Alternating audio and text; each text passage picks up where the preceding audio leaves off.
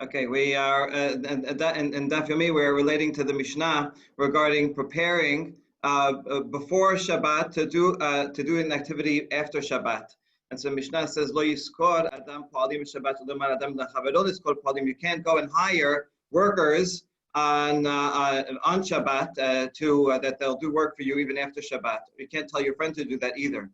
And then the relevant one we're going to discuss now is you can't go to Tchum Shabbat, to the edge of the city, to the boundary, and Shabbat. You can't go there just before Shabbat. It's called Palim Lavi Pedot, so that right after Shabbat, then you'll be closer to the place wherever you're going to go to hire people or to go out to your field to carry fruit back, because that's preparing. However, what you are allowed to do is wait at the edge of the field, because right after Shabbat, you want to go out further to watch your field, to be a guard. What's the difference between waiting at the border to hire people or waiting at the border to guard? Well, the difference is that on Shabbat, you are allowed to guard your field. It's not considered work. You're just walking around and making sure that animals or thieves don't go and take things. And so since it's permitted on Shabbat, to do that within your boundary, you can also wait at the edge of the boundary to go beyond and watch wherever you go.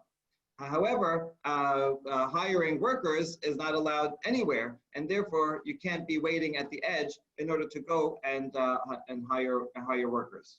And now we have Abba Shaul. Kilal amar Abba Shaul, kol shani zakai ba'amirato, rashai ani lehachshich alav. He gives a rule. Anything that you're allowed to say, if you want to say, I'm going to do this after Shabbat, right? So if I tell you, hey, let's go for a walk tomorrow, we're allowed to do that, because even though we're planning for tomorrow, but I'm saying something that I could be doing today, right? So his rule is anything that I'm allowed to speak about, I'm also allowed to wait at the border in order to accomplish that.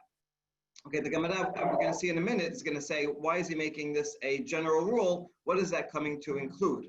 And it's going to conclude, I'll tell you what the conclusion of the Gemara is, and then we'll see it a little bit clearer, is machshichin al tichum lefakeach al iskeh kala ve'al iskeh hamet. What you're allowed to do is, let's say there's a wedding that's going to happen right after Shabbat. Or, nowadays we have the rabbis in the community have said we have no weddings on Motzei Shabbat, on Saturday nights, because they know people are going to prepare, the caterers, the DJ, they're all going to be preparing on Shabbat if you have it after Shabbat. So I don't think we have any weddings right after Shabbat anymore.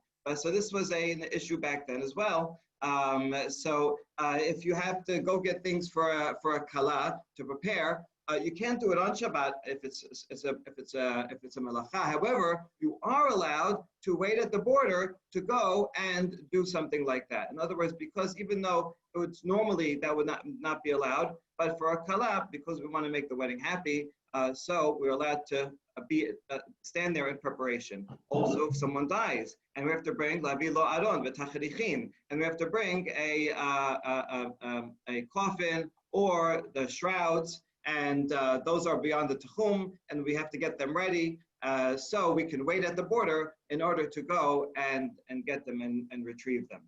So that's what we're going to be talking about, and we'll finish now. Goy shebi chalidin b'Shabbat lo yispod b'hen Yisrael elem ken ba'u mimakom karov. It's one of the customs in funerals back then was to play flutes. We play dirges on flutes. It was considered necessary and honorable to do that. So if you have the flutes are outside of the city limits or outside in the Shut Rabim, so if a non-Jew brings them, then he violated Shabbat for your sake. In that case, you can't use them. A Jew cannot use them unless they came from close by. If you know that they came from within the city and not from outside, then you can use them. Asulo Aron v'chaflu lo kever yikaver bo Yisrael. If the non-Jews dug a grave or made a coffin, and they made it for anyone, they made it for themselves, then a Jew is allowed to use it. But if they made the grave for a Jew, they dug it on Shabbat for a Jew, then then we cannot use it ever. at least for that intended Jew. It cannot be used ever to bury that person. You have to go and find a different grave. Okay, so these are all laws about things that you can't do to prepare from Shabbat to after Shabbat in terms of waiting at the border, but there are a number of exceptions. Now, these exceptions, whose opinion are they?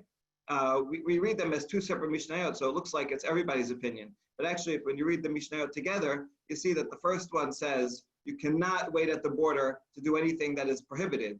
Then Abba Shaul gives something that seems to be more permitting. Anything that you can say, you can also wait at the border to do. And right after that is the next Mishnah, Machshichinat ala Tichum. So what the Talmud is going to explain is that this entire Mishnah is actually the opinion of Abba Shaul.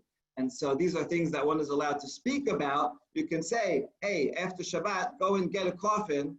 And therefore, since you're allowed to speak about it, you are also allowed to wait at the border in order to be ready to get them right away after Shabbat. But it's only the opinion of Abba Shaul, this second Mishnah, and the Tanakh Kama would not agree to it. Okay, so I think it's good that we saw this in the Mishnah itself, because I think that way it'll be a lot clearer as we see it in the Talmud. Okay, so now we're going into the Talmud. We're on Daf Kuf Nun, and Rabbi, we want to say Rabbi Hananya because we want to leave. Okay, go ahead. Rabbi Hananya ben Thank you. Rabbi Hananya ben Hananya ben Hananya ben Hananya. Okay, so we're on the bottom of pay of 150, and then we're going to do 151 today.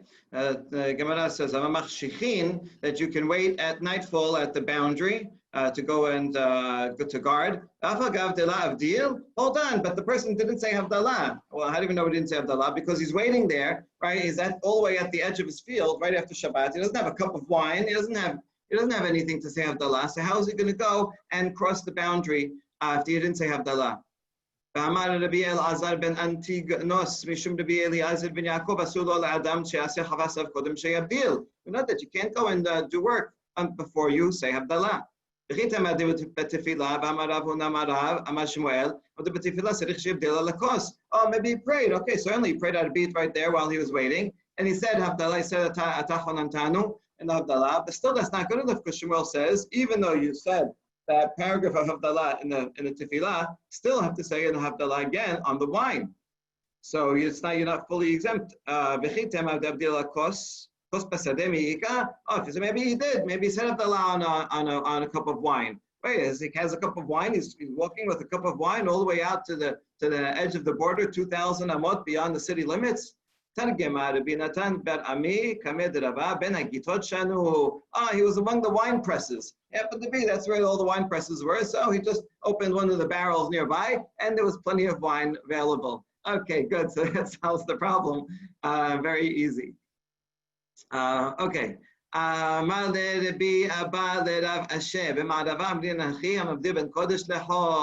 Okay, here's another option. This is in the West, in Israel. Even if they didn't have wine, they would just say, like we say, we had Baruch Mabdil ben Kodesh Lechol, right? And as long as you say that, then you can already do work. Mabdinan Surchin. Amar Asher, Kevin Berab Kana, Amar, but Mabdil ben Kodesh Lechol, Masaletinan Silte. That's what we would do. We would just say, blessed is Hashem who separates between holy and between sacred and mundane. And then we would go cut wood. They needed wood right after Shabbat, didn't have enough. And then they could say the regular Havdalah on wine later and eat. So this is what we do today as well. If you didn't get a chance to say Havdalah, you want to work, then you say this Baruch HaMavdil ben Kodesh Lechol. So this is the source of that. Okay, good. Now the Kalal Amar Abba Shaul Kol Shani, right? He said anything that you're allowed to discuss, to say on Shabbat. Some melacha that you're going to do, you can also wait at the border in order to do it. Abba Shaul, ahaya, which phrase of the Mishnah is Abba Shaul referring to? If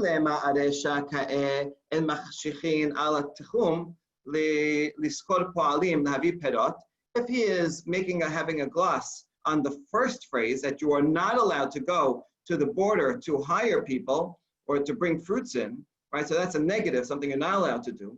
Hi, kol shani zakai b'mirato rashai ani b'chashichato. Kol she'eni zakai b'mirato ani rashai b'chashichato miba'yaleh. If so, if he's talking about a negative statement, something you're not allowed to do, then his phraseology should have said something also in the negative. Anything that I am not allowed to say, I am not allowed to wait for, right? It doesn't make sense. It doesn't fit to say something that you're allowed to do as a klal, as a general rule, to generalize something that you said you're not allowed to do, right? So that's not, it doesn't fit the general rule to the specific. So therefore, he can't be referring to the first phrase. Ela asefa ka'eh. He must be talking about the second law in the Mishnah that says, you are allowed to go to the edge of the border in order to be ready to go out further to watch your fruit, because watching is not a melacha. Guarding is not a melacha. So that's a positive thing that you are allowed to do. And then he says a more general rule, but even that doesn't make sense, because then he should have said the opposite. Anything that I am allowed to go there and wait to do, I am also allowed to speak, right? Because the way he says it now is, you're allowed to go there, you're allowed to wait there at the border. And so it should say, now that you know what you're allowed to wait there at the border for, I'll tell you something else. Since you know that, you're also allowed to speak about it. But he says it the opposite way. Anything you're allowed to speak about, you're allowed to wait at the border for. But how do I know what I'm allowed to speak about? You just told me what I'm allowed to wait at the border for. So it's still the wrong way. Okay, so what was Abba referring to? It's something related to the second opinion here, but actually a different, a variation of it that's found in the statement by Shemuel. Abba Shaul HaKa'ed, Amar Rab Yehuda Amar Shemuel. מותר לאדם לומר לחברו, שמור לי פירות שבתחומך, ואני אשמור לך פירות שבתחומי. Oh, here is a statement about speaking. One is allowed to speak on Shabbat and say, hey, I'll guard your field if you will guard my field. And so that's kind of preparing, and but it's okay because we're talking about guarding. So after all, it's allowed. So eventually I'll go to your field and cross the border, but you're allowed to talk about that because it's guarding. So that's a law about speaking. So then Abba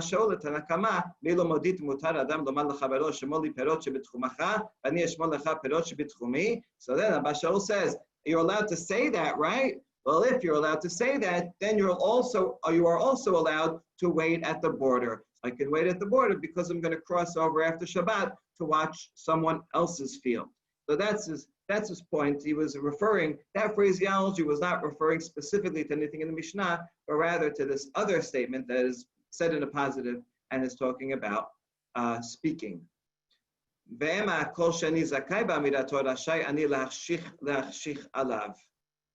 So still, it's not quite clear. You should have said anything that I'm allowed to speak about, I can, right.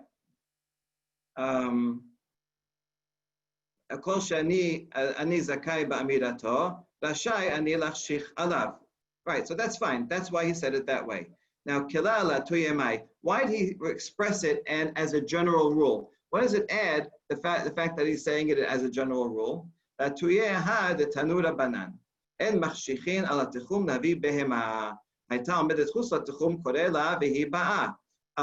we have a braita. The first case here is not so relevant. The fact that you can go to the techum, let's say your animal goes outside the techum and you want to get it back.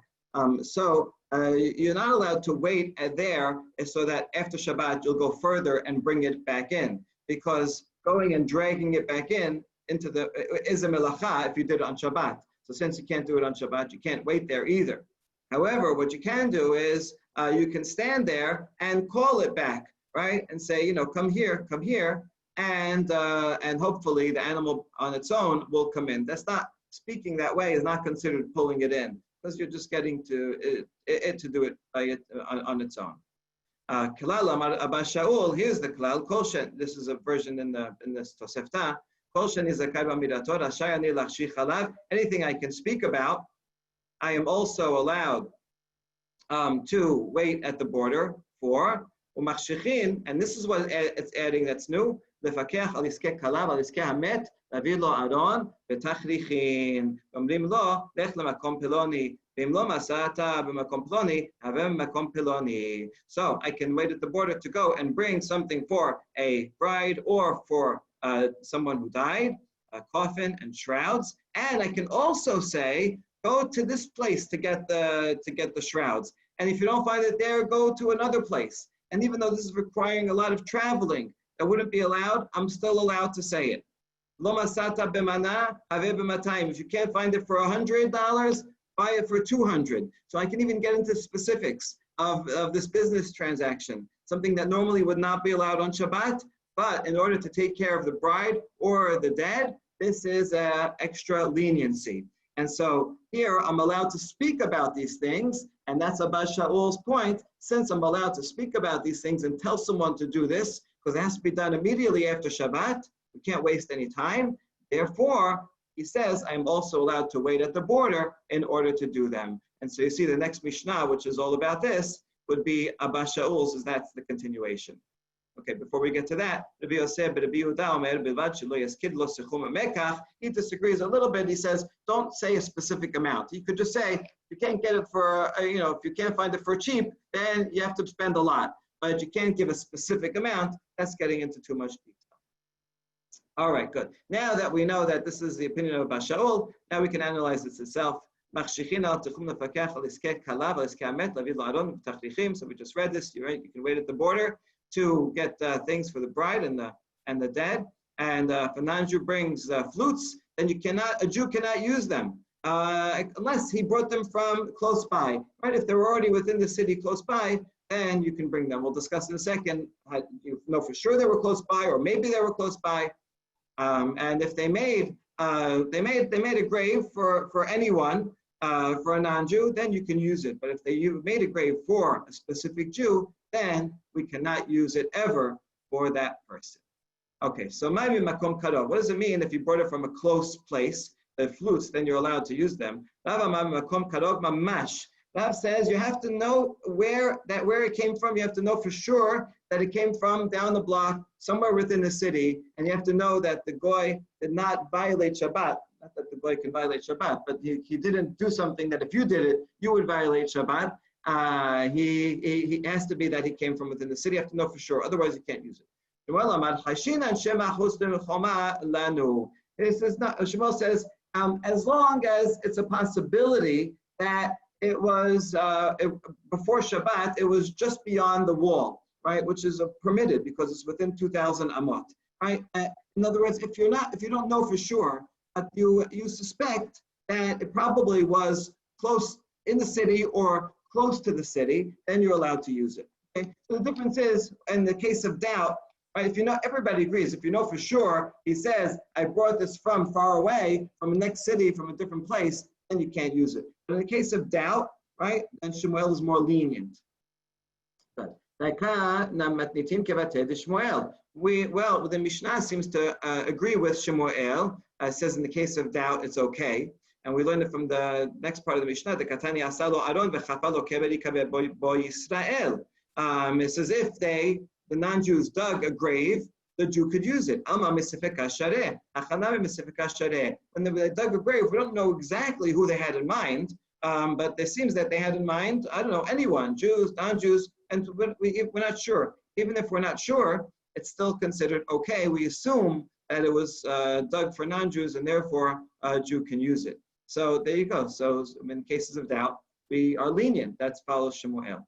But there's another braita that supports Rav. Right? If you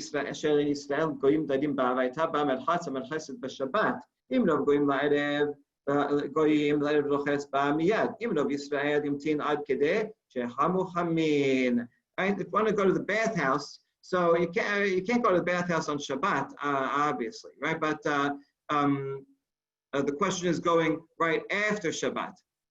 So if the bathhouse is heating up water and they're doing it for Jews, then it's a problem, even after Shabbat, because they were violating Shabbat the whole time. But if it was for non-Jews, then you would be allowed to go. So now what if the city is half-half? And I guess, there's Jews that are going there, they're not so observant. So if the city has mostly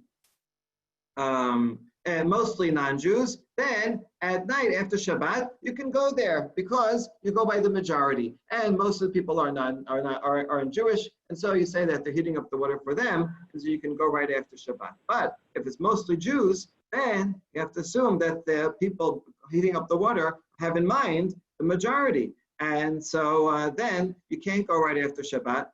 Actually, even if all the Jews are observant and all that, but they're heating up the water knowing that, oh, Jews are about to come after Shabbat. So they're still having them in mind. And you can't go there immediately after Shabbat. You have to wait the amount of time that it would take to heat up water after Shabbat, and then you can go and do that. Here's the key point for us. Let's say the city is exactly half Jewish, half not Jewish.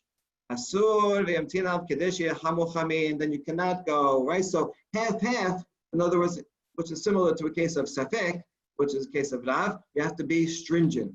Actually, it's not exactly a Safek, it's exactly half-half. Well, I guess Safek because we don't know. What did the attendants have in mind? For this half, the Jewish half or the non-Jewish half? So we don't know. So therefore, we are stringent, and that's what I've said. We're stringent if we don't know who they brought.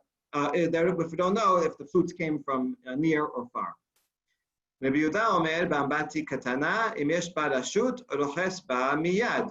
This is continuing the Baraita. Rabbi Yehuda said, if it's a small bath and there's an important ruler there, then you can do it immediately. All right, there's an important officer, non-Jewish officer. Now, what's the difference if it's small and there's a non-Jewish officer? What is this talking about? Mai Rashut.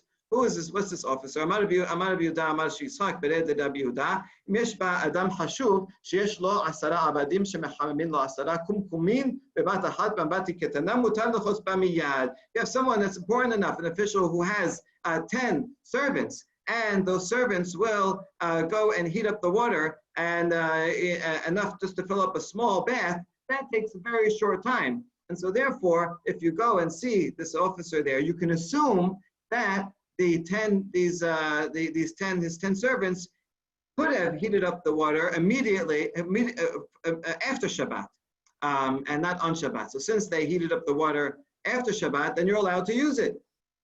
And you can assume that it probably that they could have done it after Shabbat. So then you can go and jump into the bath with the officer. Okay, good. Last point before the next Mishnah. Asula aron v'chafru lo keber amai. Right. So how come if they did dig a grave, just standard for themselves, then you're allowed to use it? And we say, why?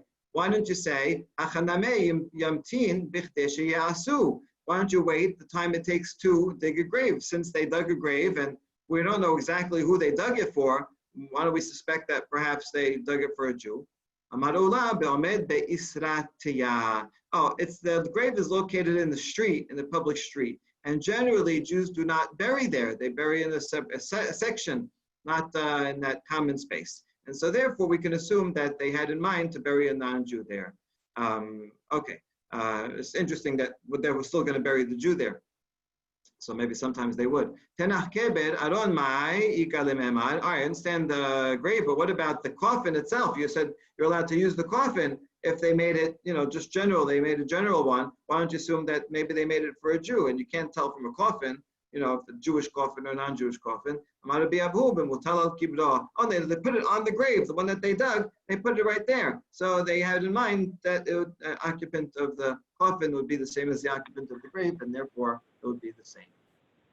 They use coffins? Yeah, it's interesting, right, that they use coffins. This is... and this is the Mishnah, it's in Eretz Yisrael. So yeah, they use some kind of coffin. This is, coffins were important because otherwise the bones end up, not moving around, and sometimes they come up to the top. So you don't want that to happen. So nowadays in Israel they don't use coffins, but they pour concrete slabs over it, so they have other ways to contain. But yeah, this is a good point. Okay, Asin kol sorke hamet. Sachin madichin oto b'zman shelo yaziz bo ever. Someone dies right there on Shabbat, so you can do things to take care of it, especially because you don't want it to to smell. And so you can smear oil and rinse it. You can do all those things as long as you don't move it. Why can't you move it? Because it's mukseh, right? Dead body is mukseh. It's no use, so you can't move it. However, shumtin takar mitahtav matilin oto ala hol bishbil sheyamtin. However, you can remove a pillow from beneath it so that it will rest on the sand below that's colder. And so if it's a little colder, then it won't decompose so quickly. So even though the body will move a little, will shift, but you're not touching it directly, you're just pulling something out from under it. And also you can tie closed the mouth of the corpse, not to move it, that'll be more closed, but to tie it so that it won't drop anymore. So just so that it stays in place. Which should be for the honor of the dead, and also maybe so much air wouldn't go in and decompose. And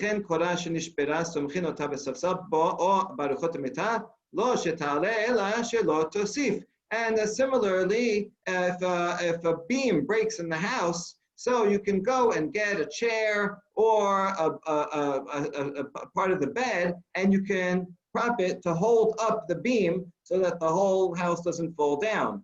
But you can't push it back up and support it. So because that would be building. But here you're not moving it; you're just making sure it doesn't fall further.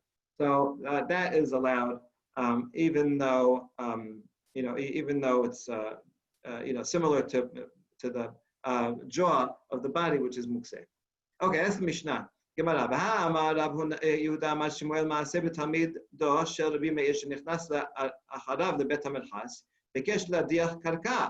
Okay, our question is going to be regarding mukseh, right? We said that you're allowed to smear oil on the body, on the dead body, even though the dead body is mukseh. But here we have a case about smearing oil on something that's mukseh, and says it's not allowed. Mishnah says it is allowed. So Rabbi Meir was walking into a bathhouse on Shabbat. Don't worry, he wasn't bathing. He must have just been passing through or something. And in order to tamp down the smell, bathhouses were smelly places. So the students wanted to wash the floor. He says, no, you can't wash the floor, right? We know that law, we saw it many times. That would be considered building, making the floor straight. So you can't wash the floor. So they wanted to put some oil on the floor, on the stone floor. Amalo and sachin, you can't do that either. Karka, so that's the question. It says you can't put, stones are mukseh, or whatever the floor is made out of is mukseh, and he says you can't put oil on it. So even applying oil to something mukseh is not allowed. But in our Mishnah, we said applying oil to a dead body, which is mukseh, is allowed. So what's going on? Oh, karka bekarka mehalefa, met bekarka la mechala.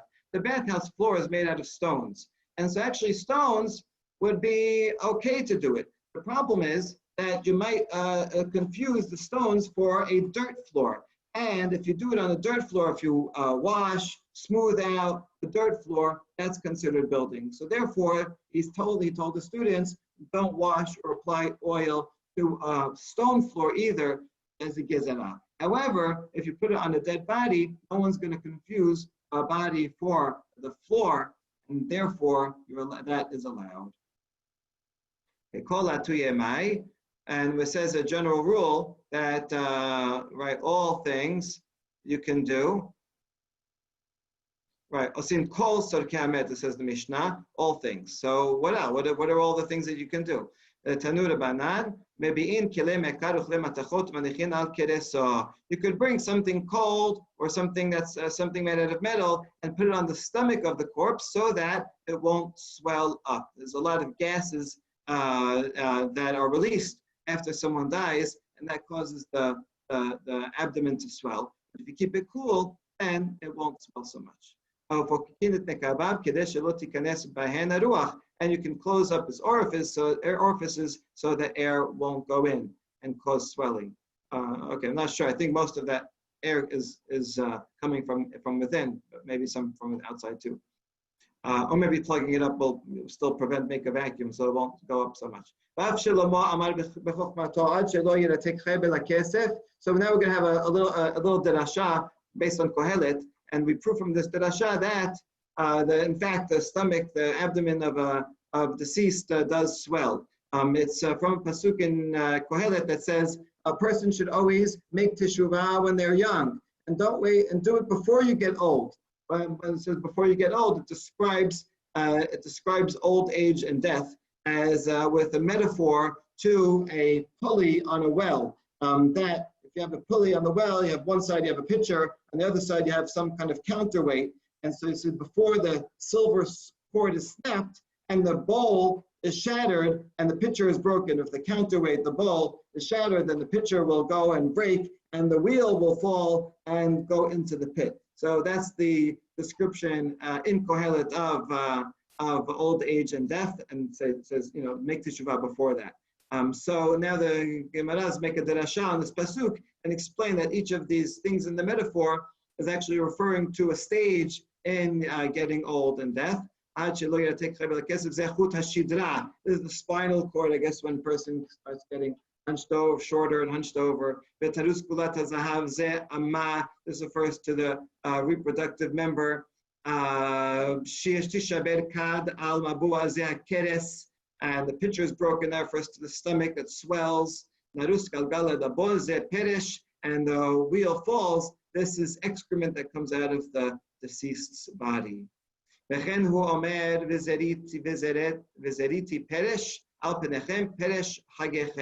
And since we're referring to excrement, Malachi also says that God will spread dung on your faces, on the festivals, kind of shame, punishment for what the evil that they did. And the Gemara is going to connect these two together. This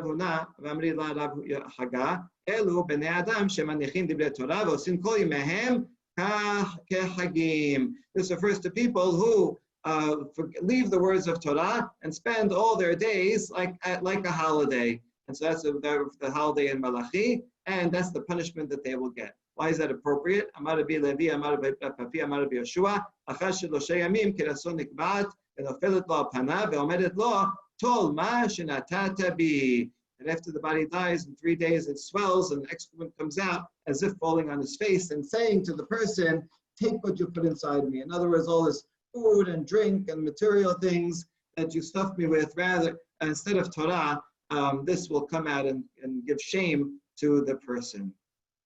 Okay, so, all right, a lot of fascinating things there. And continuing the next Mishnah, also more laws about mukseh and the corpse, and ma'atsemina tamet b'Shabbat, v'lo bechol im yisiat nefesh. Right after a person dies, one is not allowed to close his eyes because it's mukseh, so you can't touch his eyelids. You can touch them, but you can't move them. And even during the week, while he's dying, while in the process of dying, one is not allowed to close his eyes. By closing the eyes of someone on his deathbed, you're causing them to actually die a little bit quicker. And therefore, if that causes a person to die in 10 seconds or 1 second faster than he would have otherwise, then you are responsible and you are has spilled his blood. Okay, this is a very important halakha in terms of euthanasia, end of life law, and every second counts. Okay,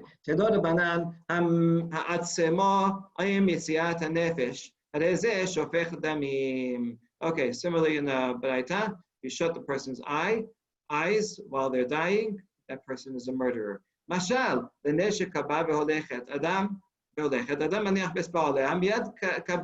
you have a flame that is almost about to go out, it's just a little smoldering, and if you touch it, it's going to go out immediately. That's what it's like, the life of a person when it's teetering. If you just do something, one little thing, that will be the trigger that will cause it to go out altogether. And yeah, Rabban Shimon ben Gamliel Omer, Haroseh she'id asemu einav shel met, nofech lo yain בחותמו ונותן שמן בין ריסי עיניו ואוחז בשתי גודלי רגליו והן מתעצמים מעליהן. But now we have a workaround, we have a loophole. If you do want to close the eyes of a corpse after it died altogether, you still might want to do it just for kavod hamet. Also, once if you wait a while, then the body stiffens and then it might be harder to close them later. So even though you can't touch them directly, you do this workaround. You blow some wine in his nose and put oil between the eyelids and hold the two toes, and then the eyes will shut on their own. Okay, some kind of acupuncture. I don't know. Tanya, Rabban Shimon ben Gamliel Omer Tinok ben Yomo Mechalin Alavet Shabbat. David ben Melech Israel met and Mechalin Alavet Shabbat. We have a series of beautiful agadot now. It says a baby, just 1 day old, we violate Shabbat in order to deliver the baby, to save its life, to do everything we need. But if David, the king of Israel, dies, we can't even move him at all. Even to bring him from out in the sun to shade or to protect him in any way. Right? What an amazing thing! How an infant is considered more important than the king of Israel. Tinok ben yomo mechalin lavet Shabbat. Amra Torah halel alav Shabbat ehad kedeshi yishmor Shabbatot tarbeh. So why is this? Because an infant has so much potential, and so better to violate one Shabbat in order to save his life, so that he will grow up and have a long life and observe many Shabbatot.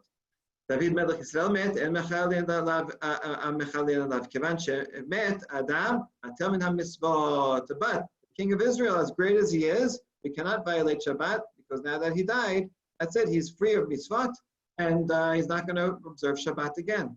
When a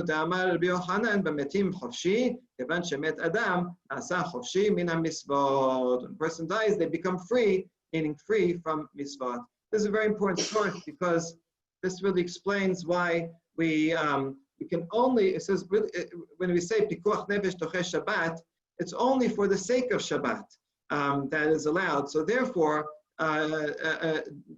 Shabbat is actually more important than life, but because the person will observe more Shabbatot, that's why you can violate one. So according to the consequence of this is that someone who does not observe Shabbat, then that person is not worthy of being saved because they're not going to observe more Shabbatot. So it's not because their life is worth less, it's just that Shabbat is worth more. Okay. How about a shoteh? So they are not able to observe Shabbat, and therefore they're not going to observe Shabbat. They're patur, you say they're anus, so they can't. But they're never observing it, right? So then, if their life was in danger, you would not be allowed. Well, I guess according to this logic, right? This is not the only logic. There's also v'chai bahem. So this more halakha l'maaseh be a lot more complicated. But this is one logic that applies in these cases.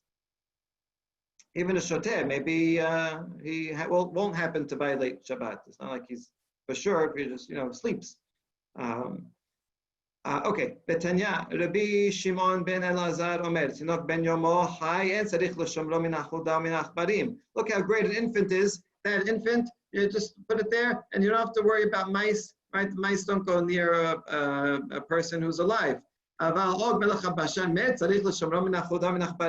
if the greatest giant, the greatest warrior in the world, once they die, like Og Melech HaBashan, then weasels, the mice, they're all going to go, and it needs protection from them. They're not scared of him. Bereshit says, God says, this is the blessing to Noah, parallel to the one to Adam. Right? Says the fear and dread of you will be on all the animals. Only as long as a person is alive, animals are afraid of him. Once a person dies, then they're called dinner.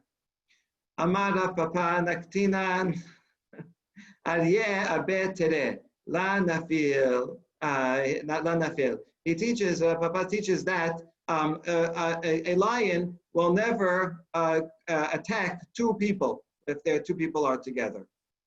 Okay, I see your face, right? Right? Okay, the question of the Gemara says, what do you mean? We see it happen all the time, right? Just last week, my two buddies were out walking and a lion attacked them.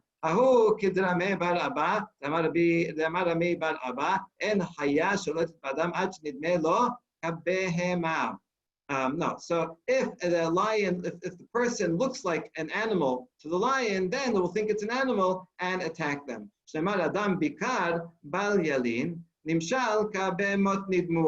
If a person is in his honor and looks like a person, then he will not be attacked. But nimshal kabehemot, but if he looks like an animal, then he will be attacked. And so if two people look like animals, then they will be attacked.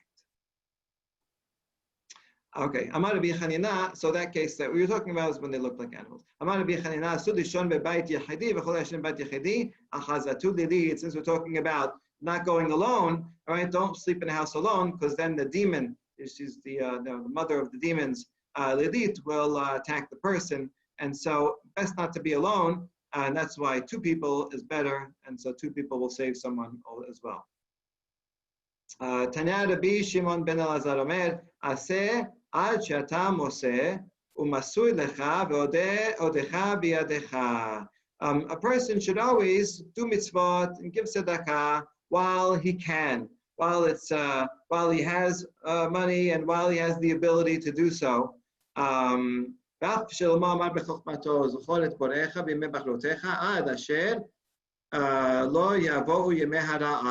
Right? Always remember your Creator when you're young, before bad things come, before you get old and can't do that anymore. What are the bad things?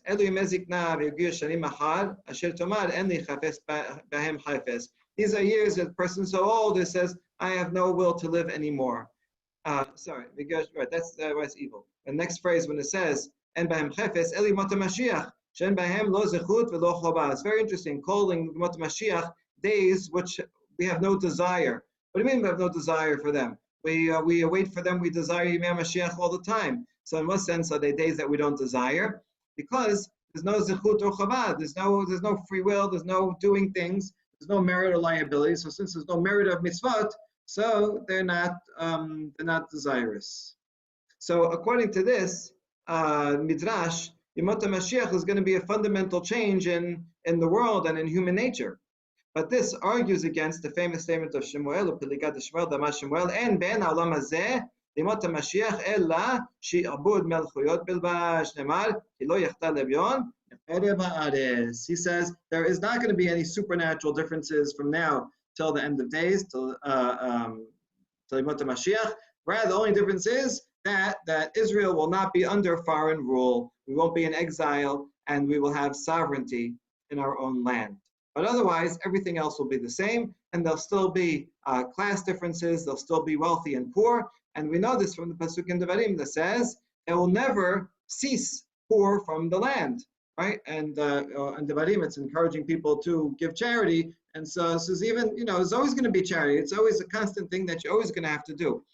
So you should, get used to and commit yourself to always giving charity. And so that's where Shemuel learns that there is no difference, and this argues with the previous opinion that in the next world there's no merit, there's no poor, there's nothing to do. Okay. Tanya Rabbi Elazar Hakapar Omer L'olam Yebakesh Adam Rachamim Amidah Zo Shim Hu Lo Ba Beno. A person should always pray not to become impoverished, because you never could be too sure of yourself. Right? Even if you have a lot of money right now, but you never know what's going to happen. If you're not poor, maybe your son will be poor. If not your son, maybe your grandson.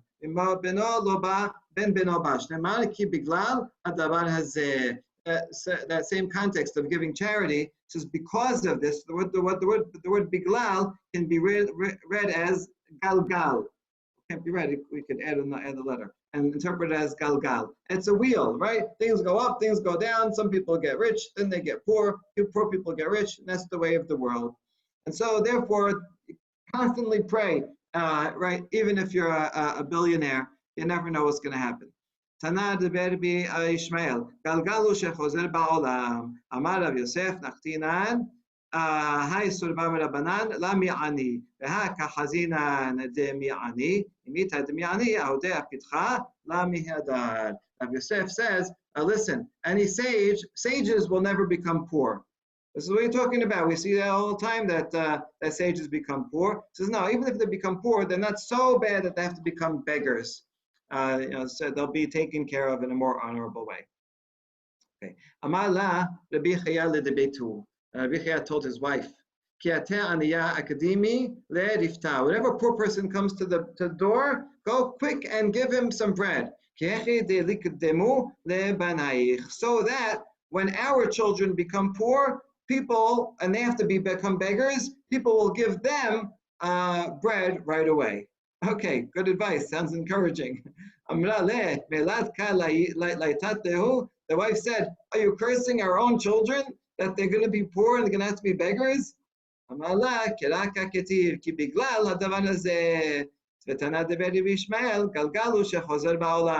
says, listen, I'm not cursing them. It's just the way of the world. You can't expect to be well off forever. Eventually, it's going to happen. And so, let's do the zechut. And while we can give generously and immediately, so that when we or our kids are on the receiving end, we'll receive immediately and generously.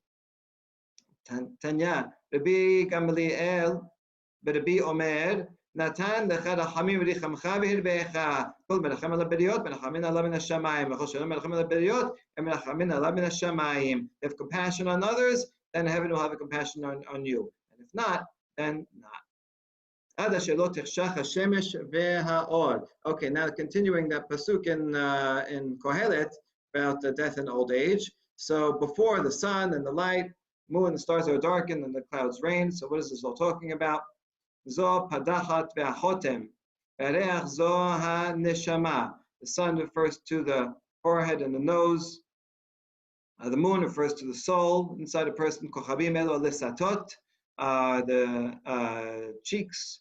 Shavua abim achar hageshem zamor ha'einayim shel adam, person's eyes and the light of his eyes. Sholech achar habechi. If a person cries too much, then he loses out his some of his shining of his eyes. Says for the first 40 years of a person, whatever, if they cry, the tears come back. But after 40 years old, the body does not produce any more tears. So, and anytime you cry, the vision is weakened. So be careful not to cry too much after 40 years old.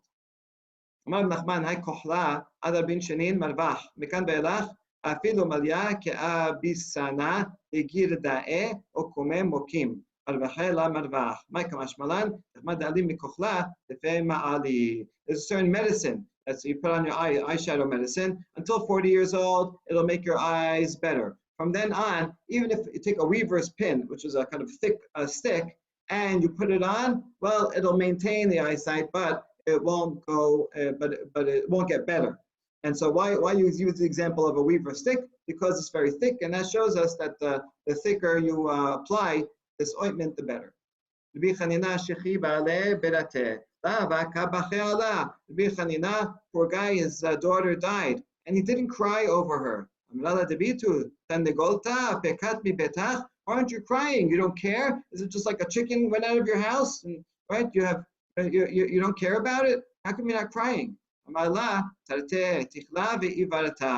It says, I should suffer twice. It's not bad enough that I lost a daughter. Now I should suffer from blindness also. If I cry a lot, it's going to cause blindness.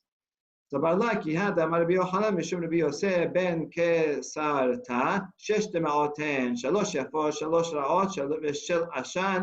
so he followed the opinion that there are 6 types of tears. 3 that are good for you and 3 that are bad for you. If it's from a smoke going in your eyes, or from pain, or because of pain in the bathroom, sadness or pain in the bathroom, those are bad for the eyes.